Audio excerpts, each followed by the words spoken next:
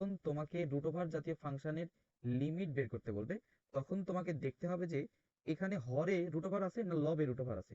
যেখানেই root over থাকুক, সেই রুট ওভার জাতীয় ফাংশনের অনুবন্ধী দ্বারা তোমাকে লবেও গুণ করতে হবে, হরেও গুণ করতে হবে। বাস গুণ করে দাও, তাহলে দেখতে পাবা এখানে যেহেতু লবে ছিল, তাই আমরা লব এবং হরকে দুইটাতেই গুণ করেছি অনুবন্ধী দ্বারা। তাহলে লবের দিকে কি হচ্ছে, A plus B A minus B square minus B স্কোয়ারের সূত্র। এরকমটাই যদি হয়, তাহলে কিন্তু আমাদের এখানে ক্যালকুলেশন করার পর দেখতে পাচ্ছি এই এক্স এর জন্য, এই এক্স এর জন্য আমার এই লিমিটটা অসংজ্ঞায়িত হতো।